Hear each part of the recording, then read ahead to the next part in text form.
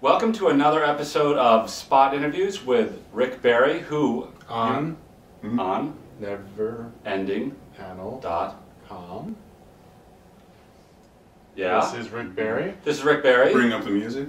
Bring up the music. Rick Berry is, you may not know, the first artist who ever created a digital cover for a science fiction magazine and a novel. And the novel is... No, back up. You gotta back up because you gotta cut it. No, we don't. Yeah, you do. This is fine. It's not fine. This is great. This is disrespectful. This is it's not disrespectful. I like this part. It's got to be right in there. No, dude. It's got to be. You don't say you're Rick Berry, very first designer of a digital cover for a very famous. He will cut this. No, but if you're like, crystal clean and boring. If you're like chopping or then it looks stupid. First digital cover for a novel in the world. You do Which it. happened. You do. That's all I have to say. You do it. First digital. No, not first digital because you've got to cut it. Yeah. Clean. Go ahead. It's all yours. First digital cover. No, this is Rick Berry, creator of the very first digital cover. Yeah, not from the very beginning. So where are we going to cut this? Do it from the beginning. Very well. Go ahead. Okay. You don't have to clap. Clapping's fine. But he doesn't have a microphone hooked up. Doesn't matter if he has a microphone. Just do it's just a nice thing of doing. Fine, do it. Fine, I won't clap. Not clapping.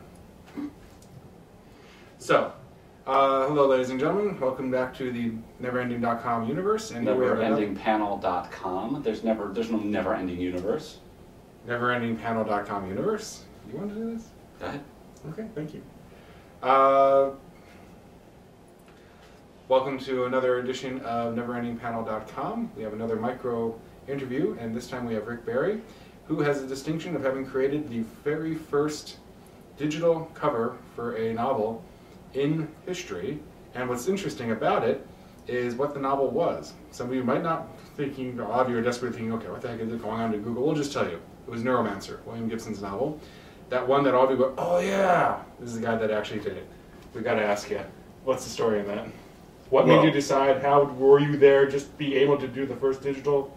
There's got to be a confluence of events there. It was Berkeley Books, and they had this really charming way of ending a bad day. And they would order up magnums of champagne, pick an editor's office, and they would all sort of file in there and sit around and demolish whatever that bad day was. And I must have been picking up a painting or dropping one off, a cover or something. And I have joined them. And after a while, the champagne's talking about, I'm telling cowboy stories and things like that from the West, and I'm enjoying myself. And perhaps to cut me off, I don't know, the vice president says, what are we going to do about that Gibson book? Because it already had a cover, a nice one, James Warhol, very good artist. And I'm puzzled by this. I said, well, it does have this lovely cover. So, well, we know it's going to win all these awards. And we decided to do something special for it. And I went, what's that? And I said, well, we thought we'd do computer art, which is what they called it back then. Right. And I quite completely punked on the champagne and said, well, I'm from Boston. It's like a computer capital of the world. I can do that cover for you.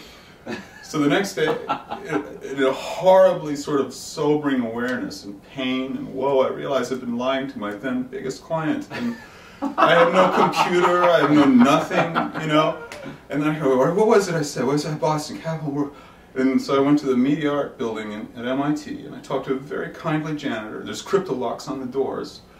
And I said, I'm here to see Muriel Cooper at the Visual Language Workshop, which was the to-do back then. And he goes, oh, and I'm dressed very nicely. So he doesn't really think that I'm a criminal. He works him, and I'm in. But it's the Architecture Machine Group, and they're doing defense contracting.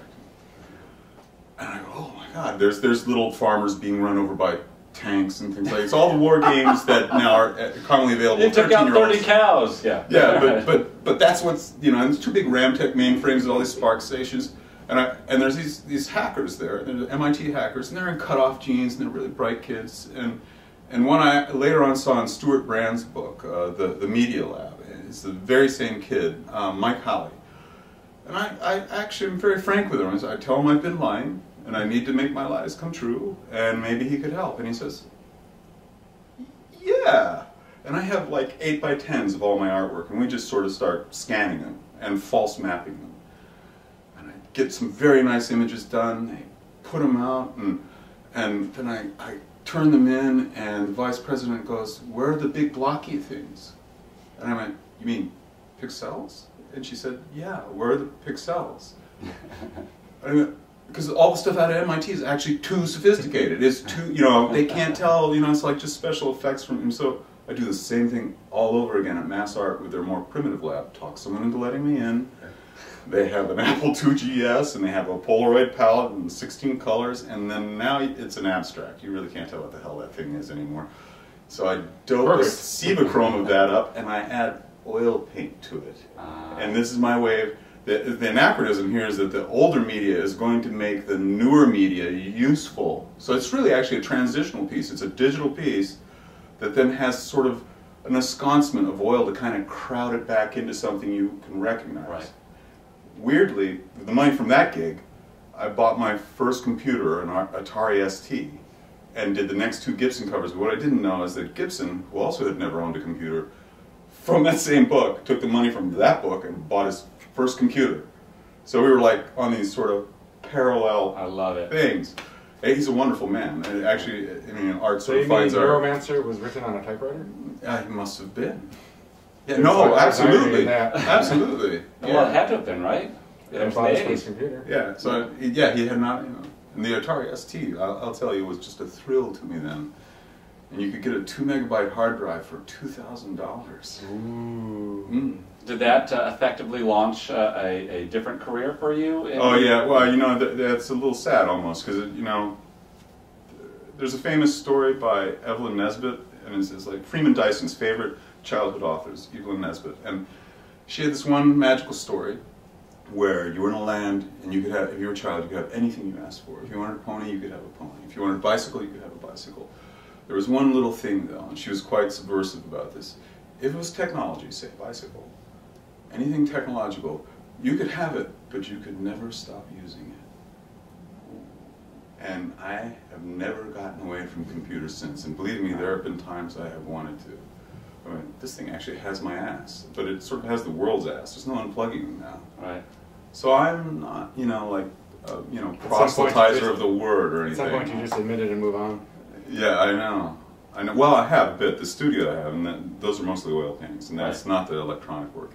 I'm referring to a book I gave you Right, guys. right. That's almost all oil painting. And Well, you can And say the the name of the digital book work. for the, we'll put it up on screen too. As You can a actually link. just show them the book right now. It's oh, right you could. there. Let's show them the book. Rick Berry's Sparrow.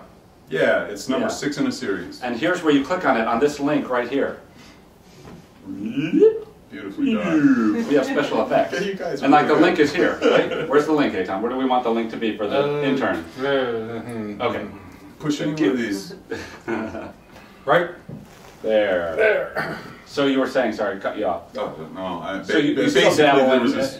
yeah, go ahead. Oh, I don't. I still have to use the computer. There is no game. No, but I'm saying that you still you work in oils and you still do your paintings, but you have a whole other now 2 life studios. in gotcha, 2 studios. 2 studios, right? Gotcha. And sometimes they do some. You know, I will shoot a painting and bring it into the digital realm. And what works well there, I had these covers I had to do for Neil Gaiman. They were comic book covers. Both of us were sort of disappointed in how the art direction was being pushed.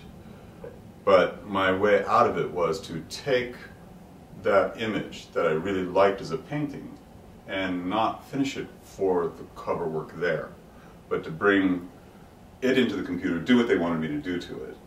But the painting itself is still over here being what I liked or Got he it. liked. And then you could carry that where you thought it should go. Got So there's a dividing line between your art as your passion and your art as a business.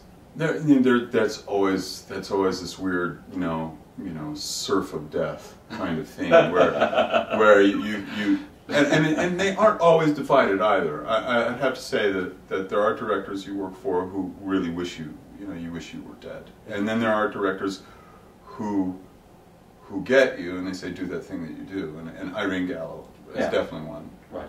And It's a good thing she's not in the room to hear that. yeah, right. But she's practically the only person I will work for that way, I have to say. And it's a daring thing because these people, maintain their jobs by making, good decisions, or if they don't, then it backfires on them, which forces an idea on most art directors of like predictability is the virtue. Predictability on the stands isn't. A lot of people think it is a virtue. Not so much, I think. So if you're going to go for the unpredictable, you could be putting your job in a teeter-totter. You hire a guy who's not predictable, which I'm not. You have to have a fair confidence that the visual intelligence is aligned to get something quality done. Otherwise, you lose your job.